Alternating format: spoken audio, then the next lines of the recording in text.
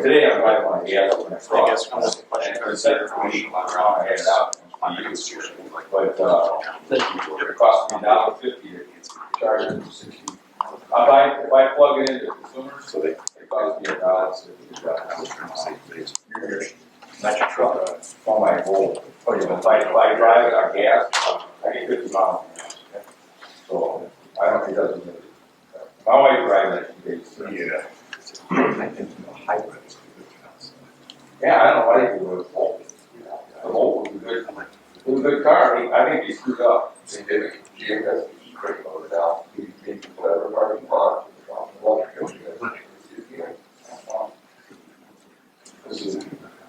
So, today.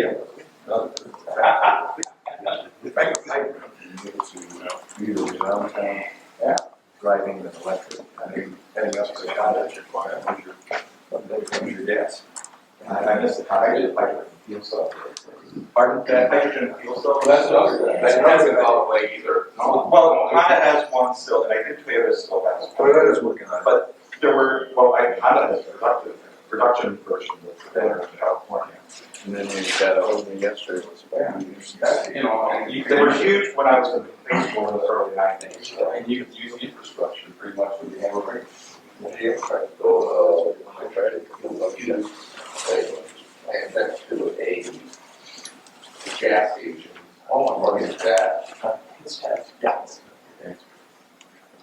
Good morning, Dave. Morning, sir. How are you? I'm fine. Thanks for letting us use your staff. Anytime. It's, I think Milan and Dundee have the best view from their village, city buildings on the river. Well, I guess if I got it, I'll use it. Good morning. Good to see you here. This first work day of daylight savings time. Adjusting to the change in time and continue to lobby my state representative senators to make it the same all year round. My wife was the opposite of that, but it's okay if she's wrong. I'd like to sing all the way around. So, well, we're glad that you can be here. Glad that we have the opportunity to use the facilities here.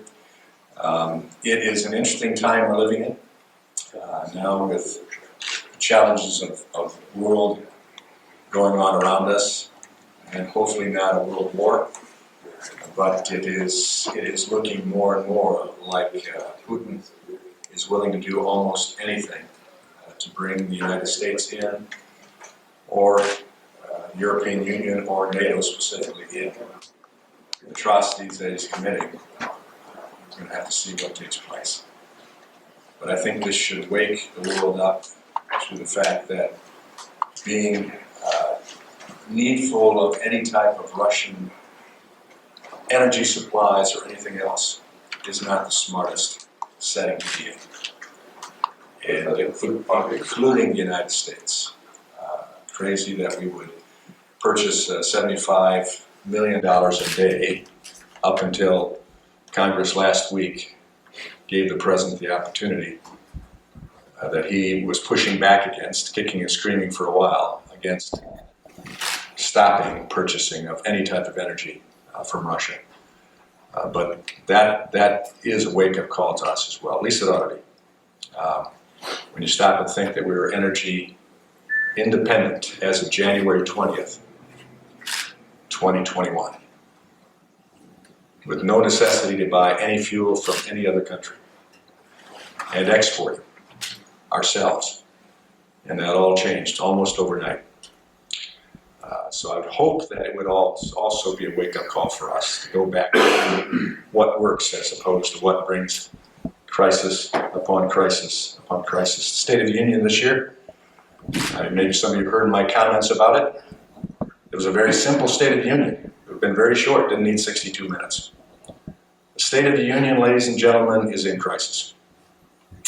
So now, what are your concerns and questions? We're here to take those. You're here. Who'll be first? I'm going to go right off into it. Sure. You just said we were energy independent on June 20, or January 20. What year? 2021. Interesting. And how do you define energy independent? That we need no energy from any other place in the world. That's patently false. The majority of our imports of oil that we use right now is from Canada. We process it. It's North American. So We it's don't- not that we're energy independent. But we don't have to have it. America is. Back then, because we were also drilling on federal lands for the first time, since President Trump gave the executive order to say we're opening up federal lands for exploration and development, we could be energy independent, and we were.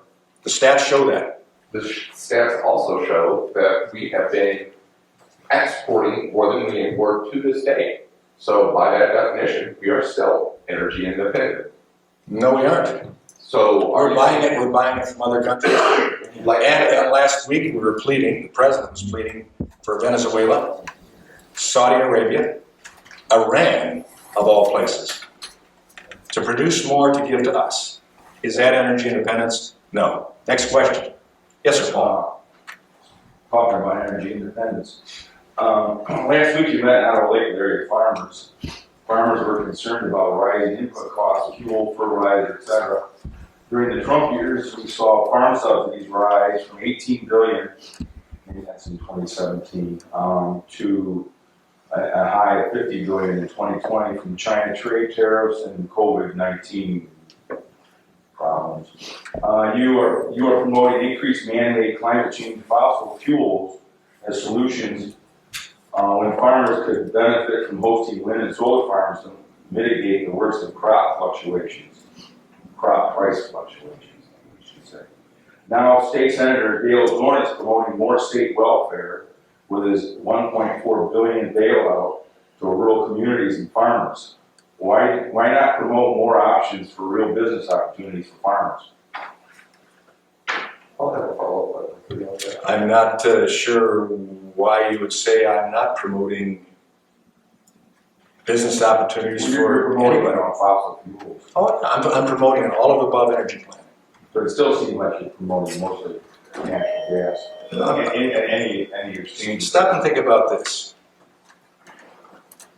When you consider what we've done in relationship to carbon, the whole climate situation, Green New Deal, and the rest of the stuff that's talked about all over the world, we beat the next 12 nations combined for the percentage of greenhouse gas emissions that we've reduced and carbon. And how did we do that? Natural gas. Natural gas. Clean natural gas, far cleaner than any other country. Well, you can't really Push push it. it. No, I can say that. Well, That's an you got complete. That's an actual fact that our greenhouse gas emissions are less than the next 12 countries combined, developed countries combined, because of our clean natural gas. So why would we throw that away? Why not say to the fossil fuel industry, we'll give you a challenge. You see the writing on the wall that for some reason people want to do away with you, at least the green people want to do away with you. So use your technical abilities, your engineering capabilities, your research facilities, and find a way to make it better as a continuing part of the whole resume of energy opportunities: wind, solar, nuclear, hydro, fossil fuels. It seems to me that would be a better mix where it's appropriate. I'm not opposed to windmills or solar fields where they're appropriate. Your district, there's a headwind against it. And Well- at your meeting, I didn't hear your whole meeting, I can't say I did, but it seemed like you weren't promoting wind and solar at that Outer Lake meeting. I don't think you have to. If It's an option for them to subsidize, instead of giving them well, they've got that option. welfare, farm welfare, They've got that option. well, they're not, but they're being hit. There's a group that's going around. Well, there's a group that's going around in everything. You're going around against fossil fuels. You're welcome to be here. I think people that want to go against wind and solar for whatever reason, I've talked to farmers who are now paying significantly higher leases for land to farm on because a farmer in the area has a huge solar field that he is paid, according to these farmers, exorbitant fees for. So now the price of the leasing land goes up more. So, But you can't say exorbitant fees because you got. I didn't say exorbitant fees. Farm subs. They said exorbitant fees. Yeah, farm subsidies are welfare, they're getting welfare, and you can get them off the welfare. They're getting far less direct payments than they ever before. Why? Because of crop insurance that we put in. Well, they did buy grain this year, somewhat. So what I'm saying is, why not an all of the above? I was over in Brussels, Rotterdam, and then up in Sweden, looking at climate issues as part of the Conservative Climate Caucus. We feel that if there's a climate group out there, conservatives ought to be a part of it. For too long, we've been silent in that area.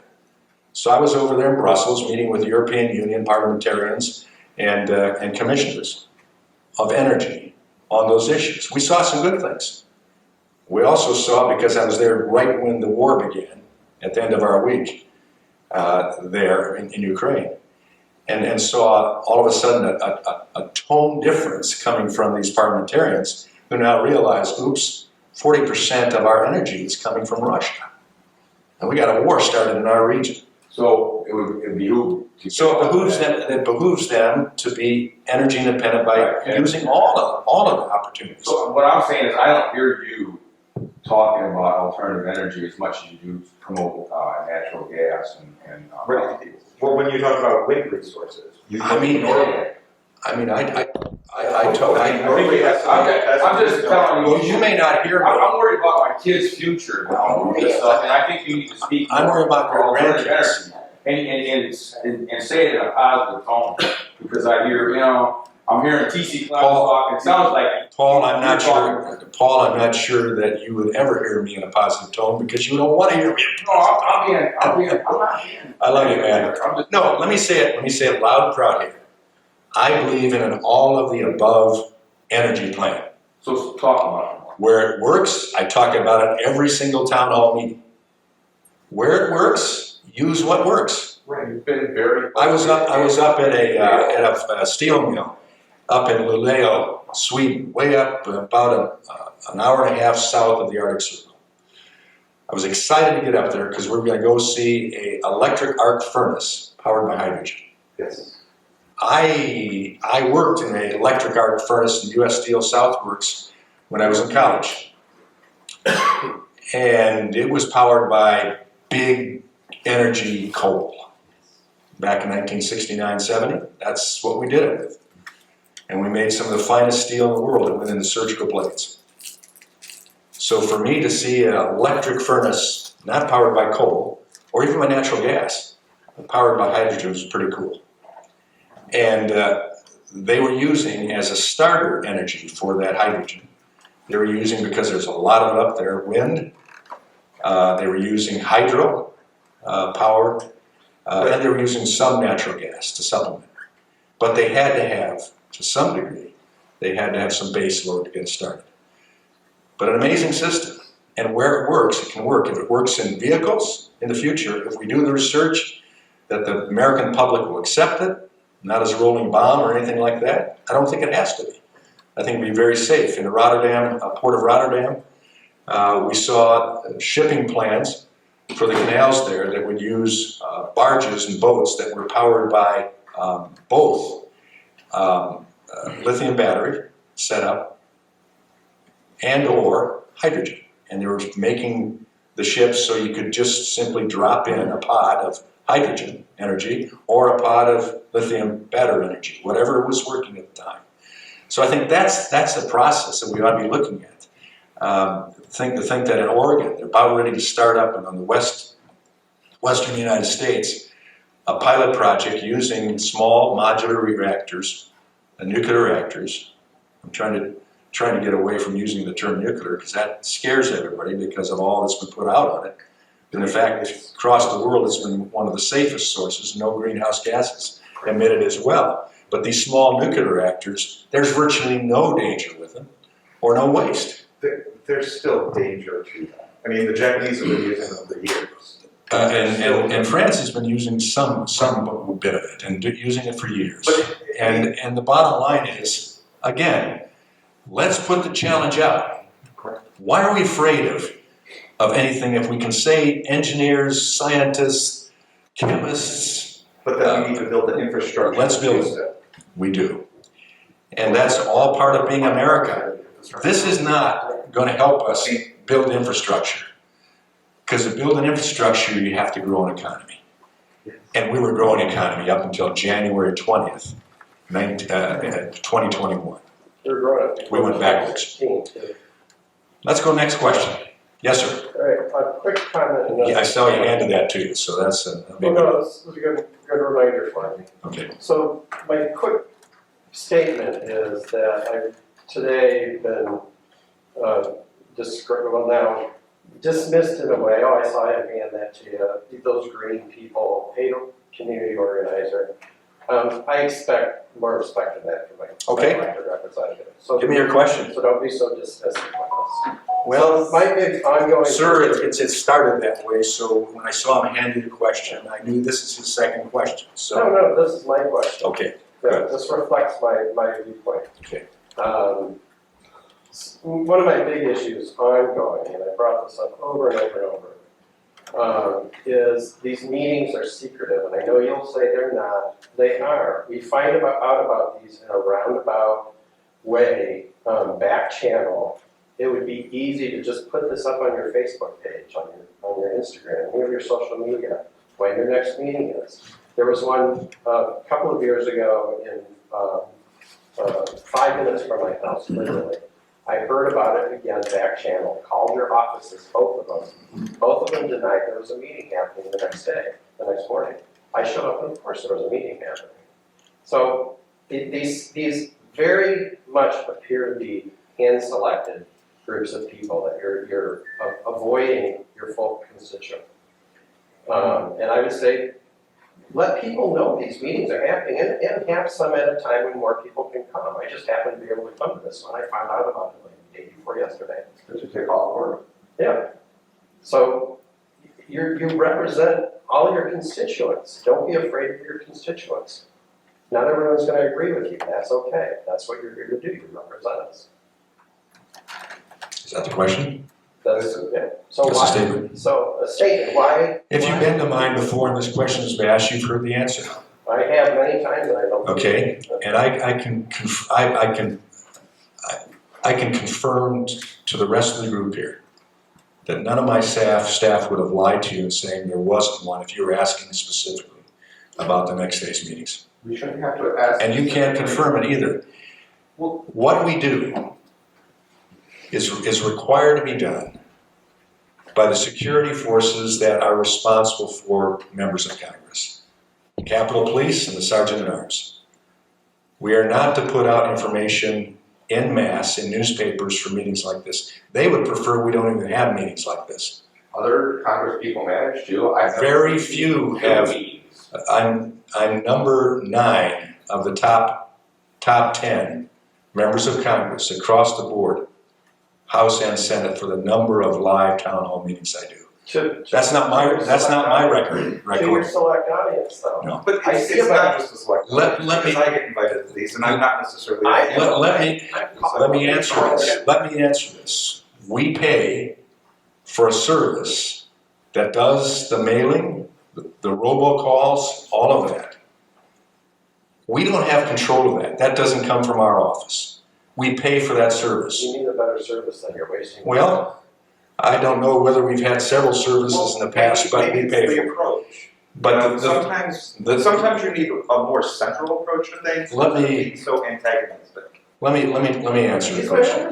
Let me answer the question. Well, but Hey guys, you can still do things. hey. I'd like to keep it to a low tone here, best possible. I'm answering your question.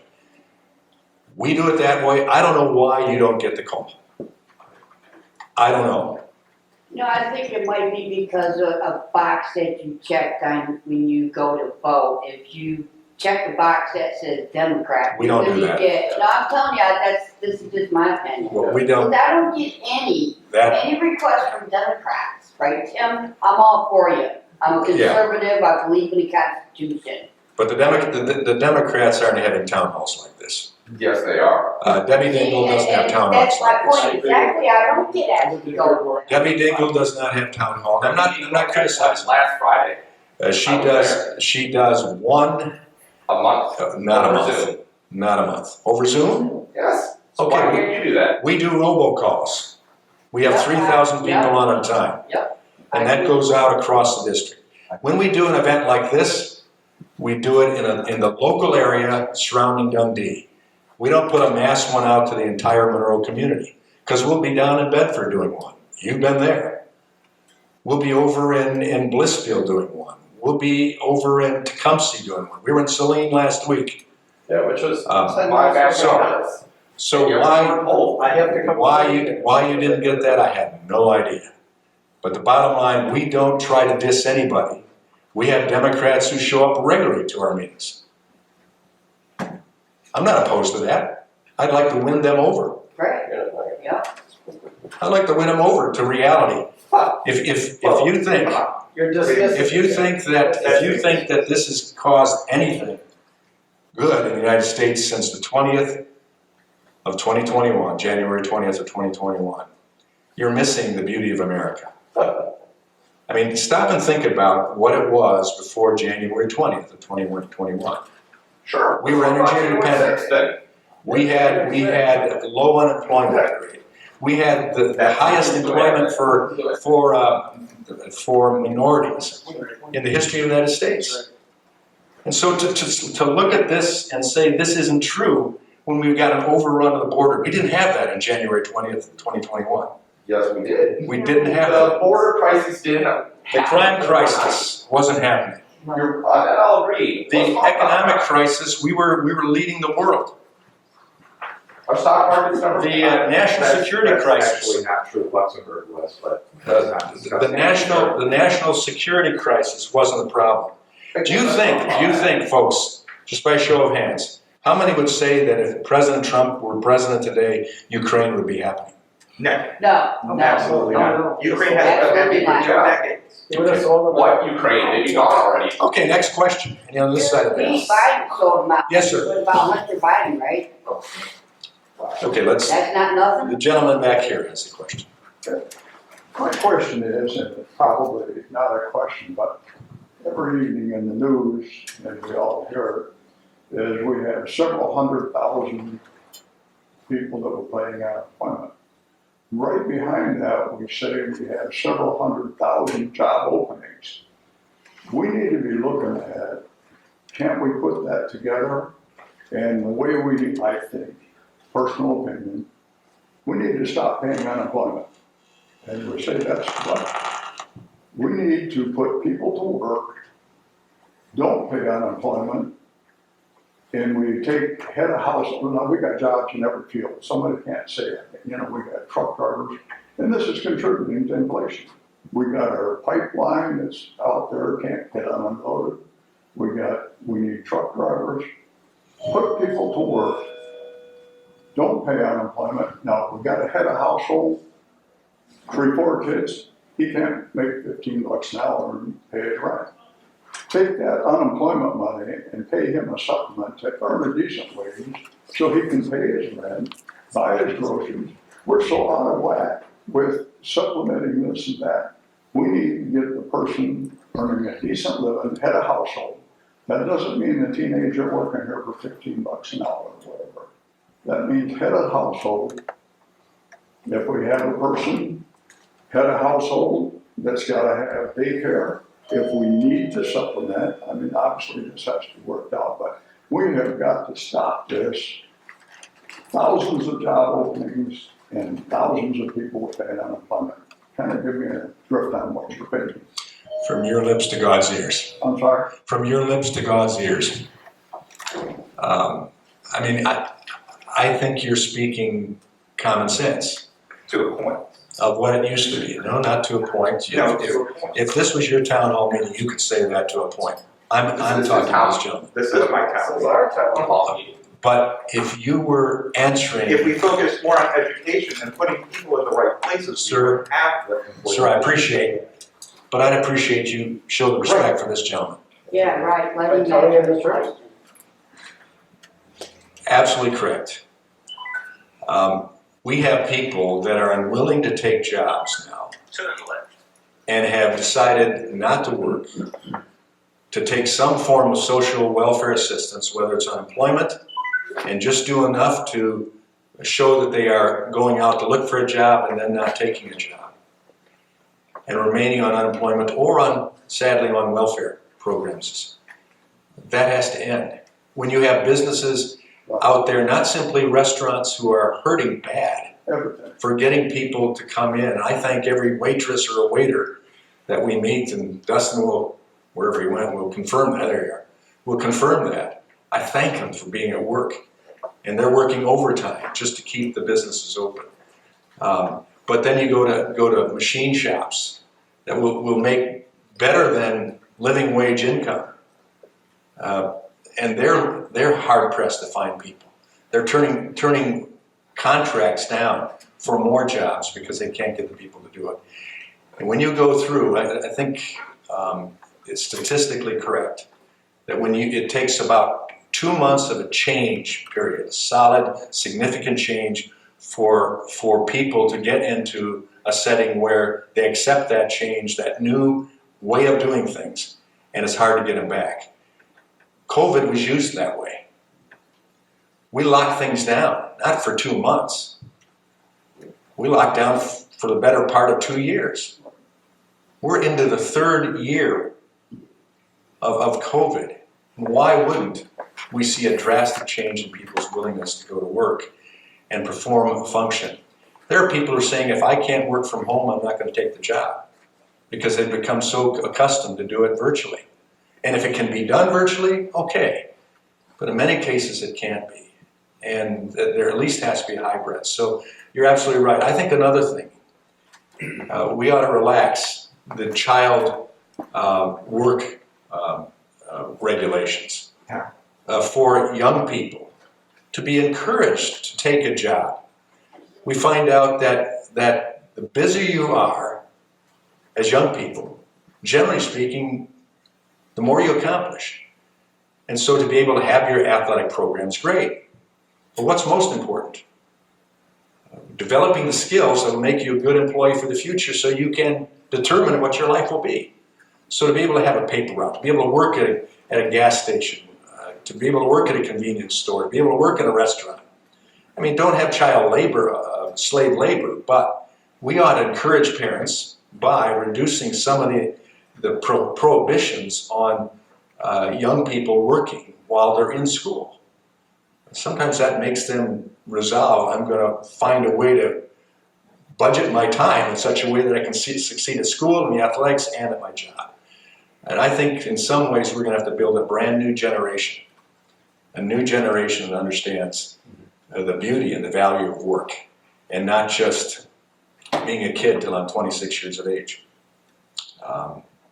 That's my point of view. Again, just one last point. But we're not going to change this of putting that person to work unless we stop the unemployment. Unemployment is a big, yes, we have welfare, there's certain situations and whatever. But unemployment is, I'm capable of working, but I'm not going to go to work because I either don't like the job or whatever. But if we stop that, we're going to force some people to go to work because they got to eat. Right. But we need to supplement. Again, I emphasize, I don't want to put people in the poorhouse. We need to supplement it if we have to. The head of household that maybe has to go to work, whether it be in a factory, truck driver, whatever, but it doesn't make, and we have to establish whatever the standard is. We've already done that.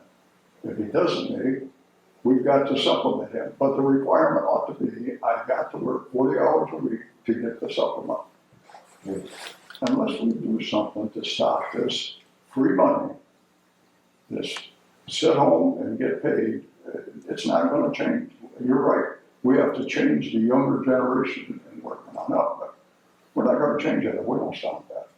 And even a more sinister outcome where people are willing to simply settle for less than they could achieve because they can. And that you're absolutely right. You're absolutely right. Yes, sir. I think we all agree there's problems at our border and have been for years.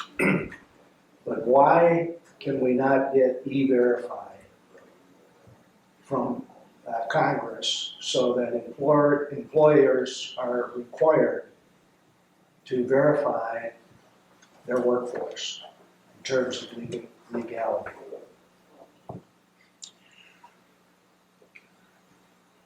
I'm trying to think how to answer it without, let me just say, Nancy Pelosi. Let me just say it. That sounds political, but it's true. It's true, and it's true. What exactly It's a sense- has it's a- Pelosi been pushing that is against verification? She's not let legislation come forward What legislation? that would do that. What legislation? Same as the approach to not require voters To have to have an an ID card. seriously. I mean, that's the thing. But that's not on, It makes it easier for people to cheat, Yep. be lawless, and right now, politically, that makes sense for a party that can't sell on its own impact. I would love to. Yes, sir. I just comment on that, I don't consider myself a Democrat or a Republican, I voted for both, I look at issues. Yeah. And to that, I would say, when Republicans were in charge of Congress, they didn't do it either. And as an American, I get tired of the party in charge won't act, right? And then the party who's not in charge blames them, and then they flip, because we'll probably flip next year, right?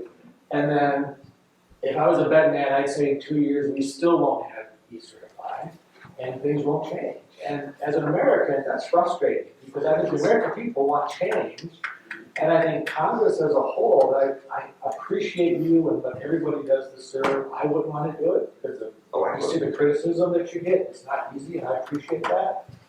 But my frustration is just the lack of listening to everybody in the American people, and then change happening for the better of everybody. I fully support these everybody. So I have a question. Well, let me answer that first, and then I'll go to your question.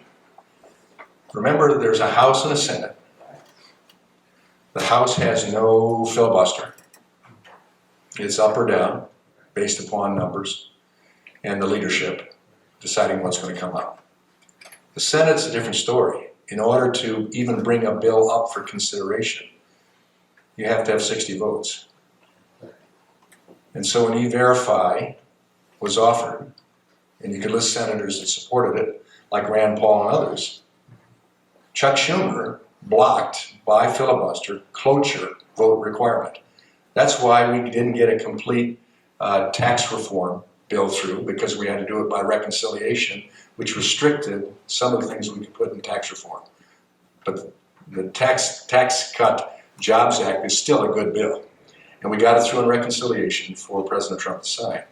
But we couldn't get the repeal of Obamacare through, because in the end, when we almost had the 60 votes cloture, remember the thumbs down from John McCain. That stopped. Oh, man, okay. God bless him. So, If I could ask my question. yes, your question. Or I'll say that we talk about energy, and I'm all for pursuing different avenues, but I'll tell you, driving here from Raisonville Township, I saw no less than 6 signs at farms saying no windmills, basically. I think, you gotta think about those people too. Not everybody's in favor of everything, but I think most of us are in favor of moving forward to what makes sense. I think with the energy, I think that we're ahead of our skis for some things, where I love the electric vehicle, but if I can't drive farther than 280 miles, what good is it? If I gotta drive a Ford to see my daughter, it's gonna take me 4 days to get there, right? So, and I can have my time, Yeah. I think we need to be respectful towards everybody. Okay, but I'm just saying that I like the idea, but I think that technology is gonna get us there, we're not quite there yet. So, thank you for taking these questions. I just moved to Raisonville 3 years ago, 2.5 years ago. I was there for 25 years. I never heard about a meeting like this. And I appreciate you having this. I understand you. But my question is this. I had been medically retired 3 years ago. I injured my back in the military in 1985. And for 30 years or so, I did therapy. And I've had probably 12 surgeries on my spine since then. So I had to quit work. Worked in healthcare my whole life. Loved healthcare and the opioid crisis.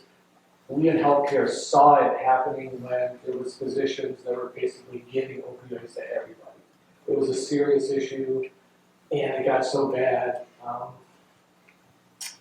The government got involved, right? Started threatening doctors' license, and then the pendulum swung completely the other way. Where now the position is, there's literally thousands of people who have chronic pain, who cannot get the medication they need because these physicians are scared to write the prescription, okay, to treat them. I've had physicians tell me that. They said, Tim, the first time since that time I asked for a stronger medication about a year ago, I can't get it. I'm on a low dose of not a strong medication. I can't get it because they're afraid to go to pain clinics. It's a serious issue. I'm on Facebook pages with people all over the country, and it's a national issue. People are going, and we wonder why people are going to street drugs, right? And I had a pain doctor tell me 3 or 4 months ago, when I brought this up, I said, people are committing suicide all over the country because they can't take the pain. And her response was, they always have. And people shouldn't get medication just to get medication, but there has to be a better answer to this. The pendulum swung so far back the other way that now the only ones who's ever paid for it is the patients, right? You got the physicians who are writing scripts, right, and they shouldn't have, right? People in healthcare knew it, but they weren't doing anything about it, so the government stepped in, so now you can't get any medication for the most part. And that's an issue for people. And I'm able to function somewhat, but I know people who can't. I know people who are in bed, and they can't get the medication that they need. And it's a sad state. Healthcare right now, you talk about crises. Healthcare is a crisis right now. As a guy who's worked in it since 1984, there's such a void of great leadership in healthcare. Before I had to work, I supported about 30 hospitals across 20 states. I could tell you stories of senior leaders' responses that would make your blood boil. There's no care. I don't mean to interrupt, but I'm that patient that you're talking about. I'm going through it right now. Yep. And we hear those stories regularly, and I think that is the frustration. As we moved into the opioid fentanyl issue and began to undertake, including legislation I offered, and it's been passed and signed into law as well, dealing with treating the opioid user in the case of those who have been caught in the trap of it as a victim, not as a criminal, I think was a good approach. And we're looking at that more as we talk with the industry. We're also trying to get that across, but we also, in trying to crack down on what was happening then, 2 years ago, 3 years ago, and it was just blowing up. Yeah. We had to crack down hard, and we probably gave the industry all sorts of reasons to say, if that's how it's going to be, I'm not taking a chance. And when you see the names of doctors that were put in as pill pushers in the newspapers, other doctors said, no, I can't do it. Now, of course, we're seeing the fentanyl crisis again. Yeah. Even this weekend with West Point cadets. A lot of wrong there, but that's the issue. So I think we have to revisit it, and I think we have to say to the medical community, talk to us. And I sit on Energy and Commerce Committee, which deals with the whole healthcare issue as well. That's one of the key components of Energy and Commerce. We're going to have to address that. I know we're talking about it because we're hearing all the same stories, especially now with the compromised healthcare industry because of COVID, with people just saying, nuts, I'm done. You put me through all of this, and now you're even saying I can't come to work unless I take the vaccine against my will. I've had it. And we're seeing doctors retire, nurses, and tremendous loss there. So They're essentially more of the people that were in it for the money, not the career. So it's an issue we have to deal with because it affects all of us in the care that we can benefit from. If there isn't a nurse, if there isn't a doctor, if there isn't a therapist, we've got the challenges. So I can tell you from firsthand experience or knowledge that our Energy and Commerce Committee is committed to moving the P forward in that area and trying to right some of the wrongs that we did by trying to do the right. So, Can I just add to that? Yeah. if you were to just add to that, then I'll go to Paul before he fidgets to that up here. Yeah, I just want to add to that. All my medical tests, records, everything, right? You have it. But still, I'm going through it again since 2012. I've been dealing with this. We cannot get the medication. And doctors will tell you, they're afraid that they're gonna lose their license. Yeah.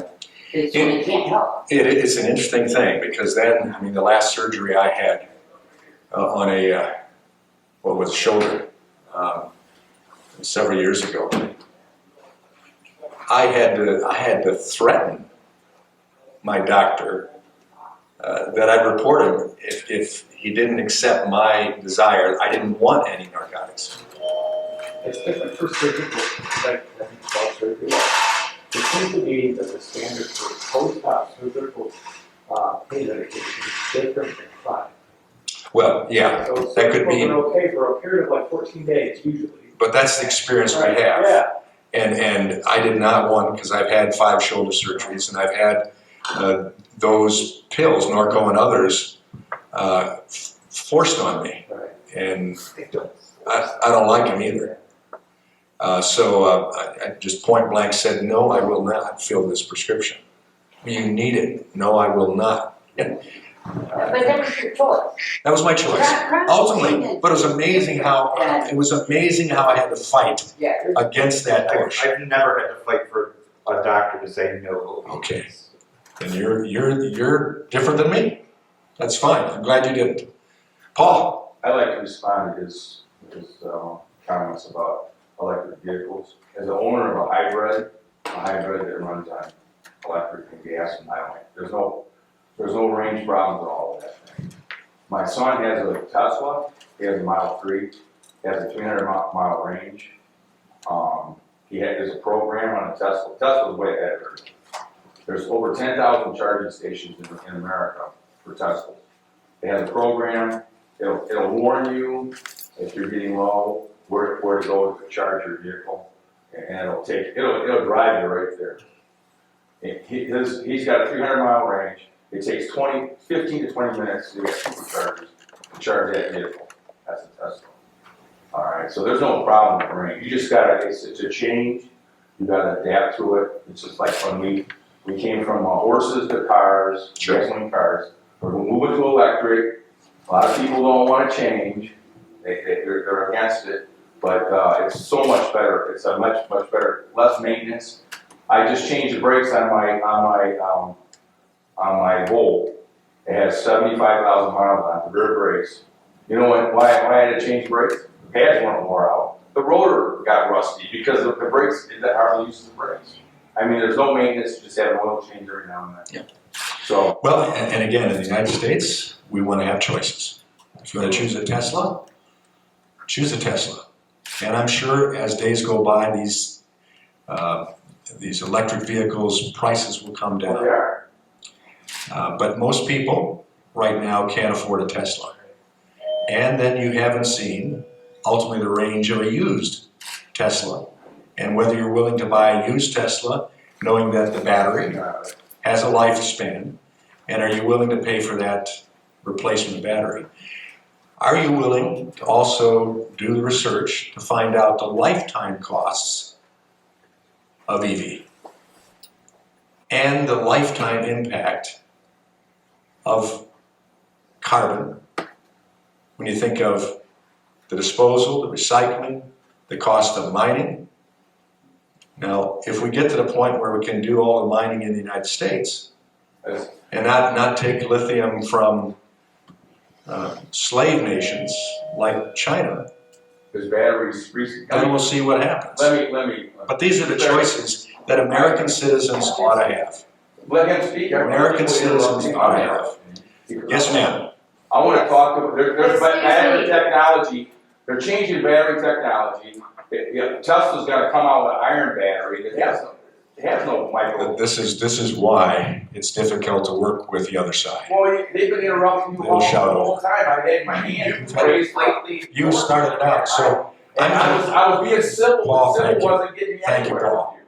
So I'm just trying to tell you about, you're talking about battery technology that's in the past. It's moving forward. We're gonna have iron batteries. This is moving forward. There's still Without your help, chemicals that have to go. Paul, I appreciate There's that. still chemicals in them batteries that have to be disposed All I'm of saying- properly. Paul, all I'm saying is, I'm willing to have that discussion. I'm not I work in the industry. I'm not disagreeing So with if you. you would like to, Right, I'm just saying. I'm not disagreeing with you that there may be significant improvements coming. But I'm also saying there are other energy sources that have significant improvements and opportunities as well. In America, I think what you're finding frustration with is it's one size fits all. And if you don't agree with that, you're against the climate. I'm not against the climate. I'll stack my environmental credo up against anyone in this room. But I also believe that America ought to be a place where you can choose what fits best for you. We'll go here, and then a gentlelady in the back of the room who's had her hand up for a while too. Okay, well, I was planning to ask a question on immigration, but before that, I must say that the conversation has been pretty much one-sided from people who say they don't get their voices heard. So I will take my time without interruption, please. During the campaign, Joe Biden said he would welcome the surge at the border, and he has gotten it. Over 2 million people have voluntarily turned themselves in to Border Patrol, and the overburdened Border Patrol agency estimates that at least 500,000 people that they call getaways have also gotten in. On one recent weekend, this last month, 3 child rapists and a dozen MS-13 gang members were caught trying to sneak in. Along with that comes the people who are carrying drugs, especially fentanyl, which comes from China and then is processed in Mexico, is laced in these common street drugs, so people are getting their real high on their cocaine and they drop dead from the fentanyl that China is sending over. We have all kinds of problems coming in. We have the cartels are being paid to help the people cross the border. They don't care if it's an unaccompanied child, and they will drop them over a 15 or 20-foot wall, and they don't care if the kid lives or dies. Farmers along the border are finding children wandering where maybe their parents have died. People pay these drug cartels. They are making billions of dollars by bringing people over the border, not caring. There are children who have been used. The policy was that if you bring a child, you'll be allowed to stay. If you're a single adult, you may be sent back. So they take a kid and bring them over, and then they send them back over the border, and somebody else pays to bring that child over. So the drug cartels are heavily involved. They have been shooting at our border patrol over the border. They are armed to the teeth, along with their own cartel wars in Mexico, and they're bringing their crime across the border. They have their safe houses full of people, and in their Build Back Better bill, the Democrats are proposing amnesty for more illegals. Now, I don't know if that's because they want to put them on the path to citizenship so that they can vote for the people who gave them their free ride in.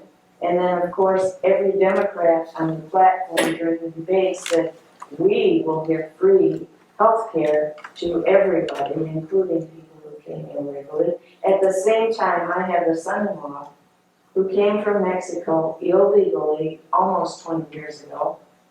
10 years ago, he decided they better do the right thing, and he went back to Mexico, waited for months for an answer as to whether or not he could get his green card, whatever it's called. So he did that. It was a very expensive process, but he did it legally. And now he is waiting because when he was in Illinois, he got a driver's license and they automatically signed him up to vote, which is illegal, but they do it anyway. And because of that, even though he took and passed his citizenship test, he was not allowed to be sworn in. They said that, due to COVID, they're not doing the swearing in ceremonies. Normally, they would just swear him in as soon as he passes the test, but because he had been registered to vote unknowingly, they couldn't do that. So he's still waiting. His visa expired last September. They gave him a 3-month extension, and now, thanks to Tim's office trying to get him some help, he's still on hold and not knowing. He's in limbo, but we want to bring millions and millions of people over the border. And what are they contributing to our society? And I would say they're a net drain in our society. So is there anything, until you retake the House, hopefully, and then I hope that if the Republicans take control of the House and or Senate, we can at least try to do something to stop this. It has to be done. And no, it won't happen until a change in majority takes place. And then you still have the same president in the White House. So while we can hopefully do some restrictions on funding in order to get the attention, and reduce where necessary entities that are allowing this to happen and put the pressure on them, we're going to have to wait till we have a president who will sign legislation or do it through executive order, just like this president has done and Donald Trump beforehand, to try to get what took place at the border and building the wall, and doing common sense things to happen. But this is the frustration of people who try to do it legally. They see that others are getting it by doing it illegally, and that's not good for the country. It'll destroy our freedoms, destroy what America is, and really destroys the reason why a lot of people, if not most people, come to the United States, because it's a better country to come to than where they're living. And it's based upon law and Constitution, which they assume we follow. We've got to get back to that. I would Yes, ma'am. discuss that more with you privately. Well, I'd like to respond to the gentleman's comment about the electric cars. I think choice is absolutely important, and I'm all for options. However, when it comes right down to it, we still have to have energy to power these electric vehicles. We are currently in such an energy crisis right now, and so I'm very happy for people who can afford electric and afford the chargers and everything in their homes. But right now, there are people who cannot afford to put gas in their regular cars. And so we have an awful long way to go to get to that. But I think I find myself so frustrated because there's so many needs that are not being addressed. And I personally, and this is just me, but I personally think that there should be a way to remove Joe Biden from office because he is inept. He is not a fully functioning president in my mind. And so I've gone to rallies, I went to the truck rally, I've talked to these poor truckers who are struggling to keep their lives, their livelihoods. Families came to support them, their families are traveling with them, and they are just teetering on the edge of collapse. And then what are they going to do? They're going to have to take up unemployment and get subsidies, wherever they can. I would like to know from you what we can do to speed up the process of government, because I'm all for the process. I'm all in when it comes to capitalism, but I really, really am just so weary of getting up every day and hearing that one more day there's a crisis in Ukraine, one more day there's a crisis at the border. There is a crisis everywhere. I'm in a business where I listen to people every day. And believe me, I could write volumes about what people are going through. And this is not a country that I grew up in. This is not a country that I want to spread, I'm trying to spread joy and sunshine, and yet everybody is like, oh, that's really nice for you, but you just don't know about my life. I mean, I know a woman who's going through a terrible, terrible, terrible health crisis, and she has had to fight tooth and nail to get the care that she is finally going to receive. But aside from that, how is someone going to put food on the table for their family of 4 children? Both parents are working, they cannot afford daycare, they cannot afford food, they cannot afford gas for their vehicles. Where do we go? Yeah. Am I the only one who thinks that this is not No, you're not. You're not. idiot? And that's the frustration of the national media You bet. that up until just recently was trying to totally block reality and truth coming out. Now they're frustrated with Joe Biden for letting them down to a great degree, but they still can't quite bring themselves to attack What like about they. Article 25? Pardon? 25th Amendment, Yeah, 25th Amendment. That's what they wanted to do with Trump. It takes votes. Again, and where do we get them? you get them in Congress, and who controls Congress right now in majority? Yeah, why don't you have it in, So let me answer this question. You brought a lot up. This ought to remind us that the genius of the United States of America was its limited government. Limited by what? The Constitution. And ultimately the people at the ballot box. We the people, and I'm putting myself in there, because I represent you, but I'm a citizen, a voting citizen as well. Forgive me for interrupting, but we saw what happened last time we trusted the ballot box. yeah. Well, let me address that as well. By simply stating these few words.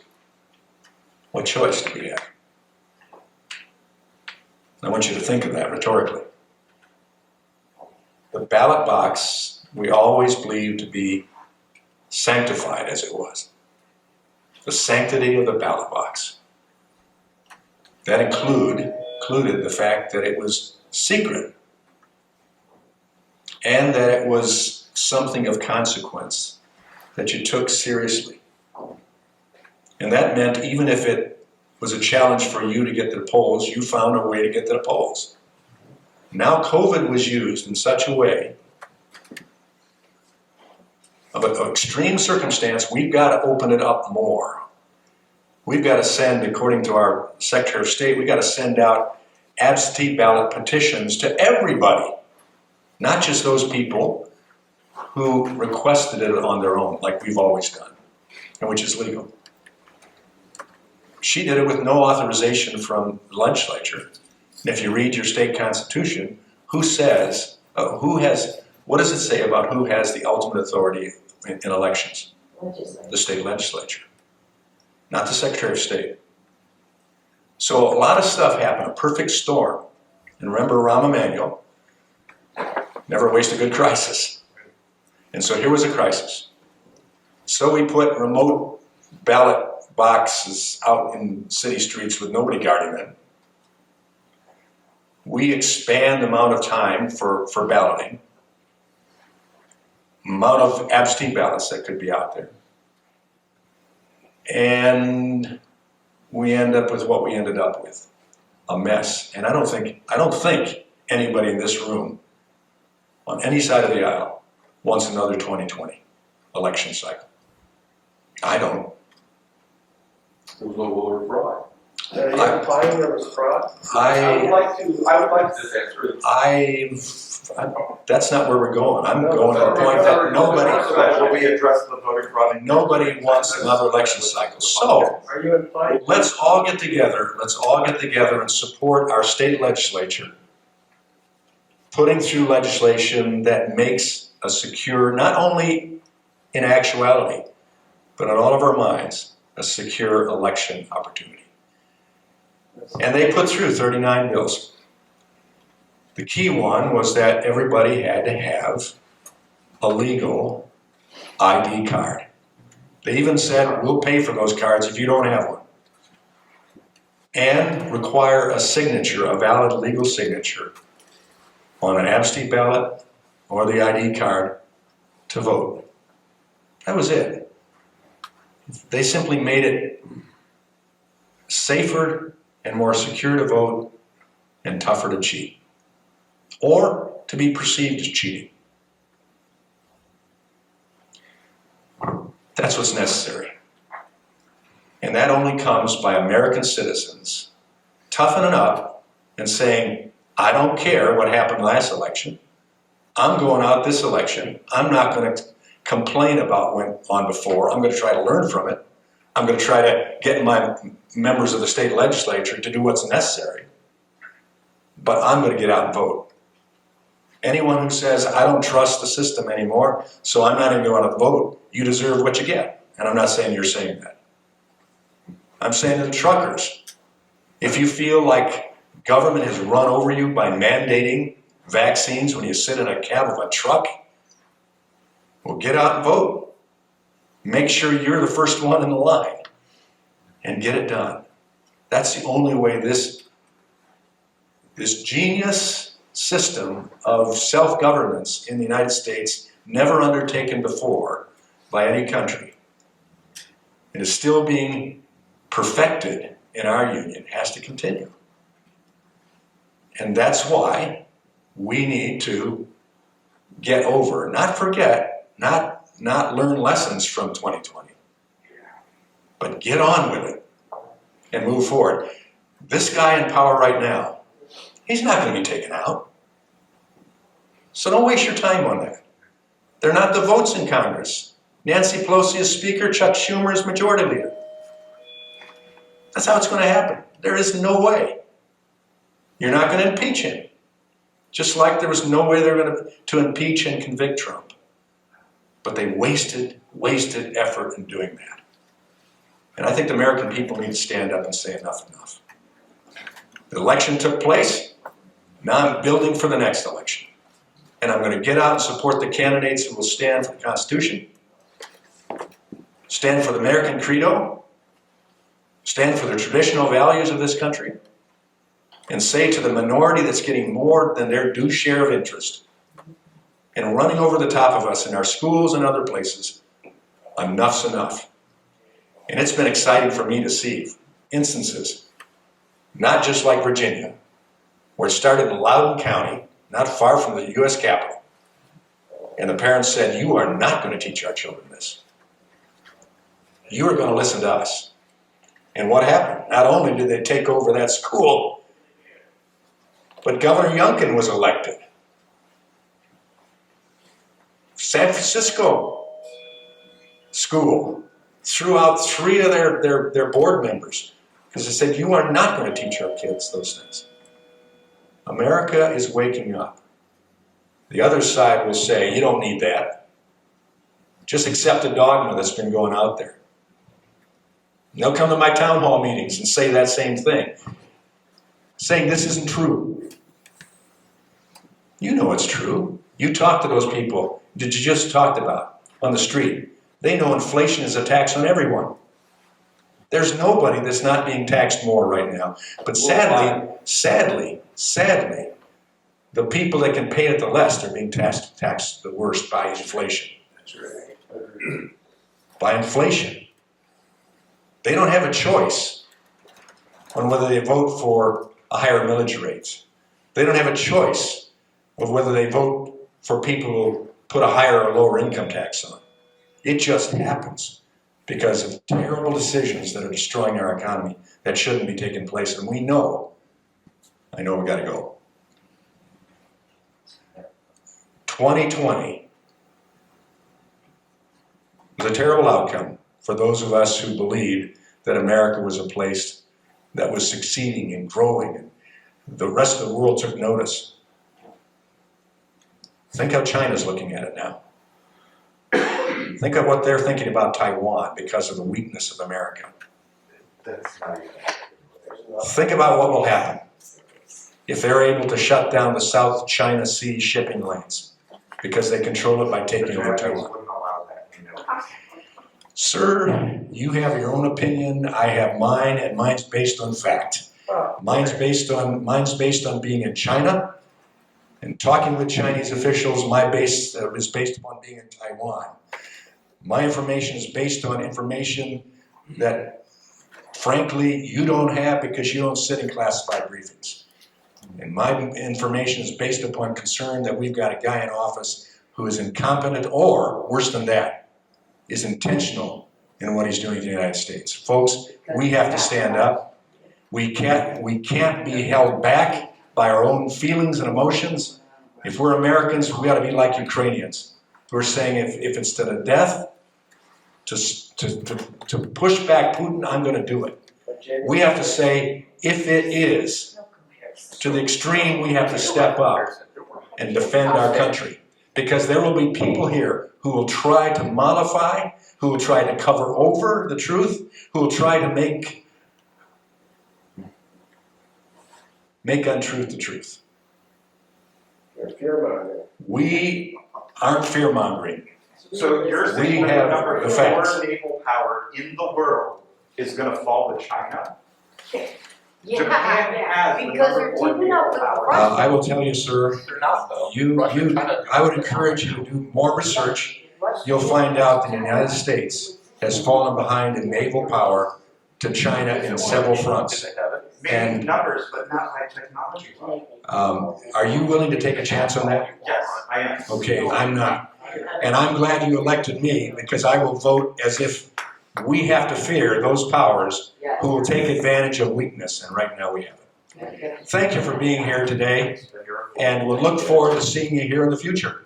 And also, we've had the video going on here. It probably will be edited significantly and put online, missing points that I made. no editing. That will take place with those editings. You're lying. It's happened You're a all during the liar. course of time. You were here, you can report to your friends and neighbors. Have a Is great that day. gonna be on YouTube?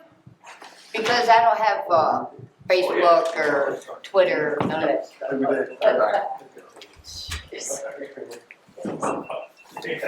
Now, to the handful of people who I've been talking to, I welcome further discussion. I recognize that they probably are going to re-commandeer this room.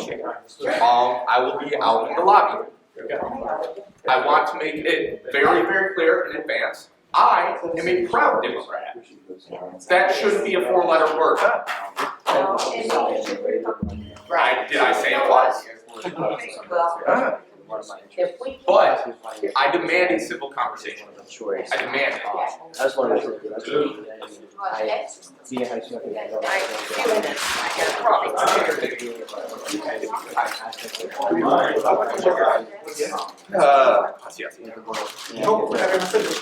That's about the